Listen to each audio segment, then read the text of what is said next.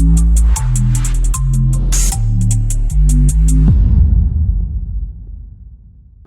વર્ષે કરોડો રૂપિયા ખર્ચીને રોડ રસ્તા રિપેર કરાતા પણ કાયમની હાલાકી ઉદ્ભવતા આમ આદમી પાર્ટીના નગરસેવકોએ કેક કાપીને નવતર રીતે ઉજવણી કરીને ભાજપ શાસકોને તંત્ર પર ચાપકા માર્યા।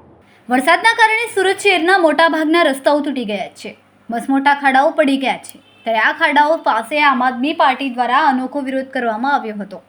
કેક કાપીને ભાજપના ભ્રષ્ટાચારને ઉજાગર કરવા માટે પ્રયાસ કરવામાં આવ્યો હતો। પોલીસે વિરોધ પ્રદર્શન કરી રહેલા નેતાઓની અટકાયત કરી। પાલિકામાં વિપક્ષ નેતા પાયલબેન સાકરિયાની આગેવાનીમાં રસ્તા પર પડેલા મસમોટા ખાડા પાસે કેક કાપવામાં આવી હતી।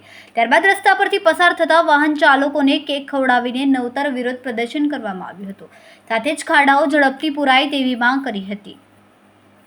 વિપક્ષ નેતા પાયલ સાકરિયા, ઉપનેતા મહેશભાઈ અણધણ, દંડક રચનાબેન હિરપરા, કોર્પોરેટર વિપુલભાઈ સુહાગિયા, કુંદનબેન કોઠિયા, શોભનાબેન કેવડિયા સહિત આમ આદમી પાર્ટીના કાર્યકરો, હોદ્દેદારોની અટકાયત કરી। ભાજપ શાસનમાં હવે કેક કાપી ખાડાની ઉજવણી કરવી પણ અપરાધ હોય તેમ લાગી રહ્યું છે।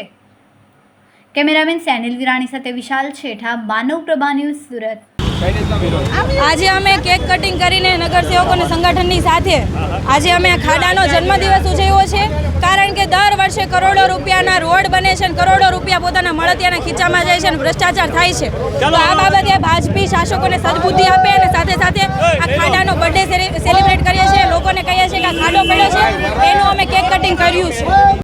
અમારા વિડીયોની નવી અપડેટ મેળવવા માટે સબસ્ક્રાઇબ કરો માનવ પ્રભા ન્યૂઝ ચેનલને, બેલ આઇકન ક્લિક કરો લેટેસ્ટ વિડીયો સૌથી પહેલા મેળવવા માટે।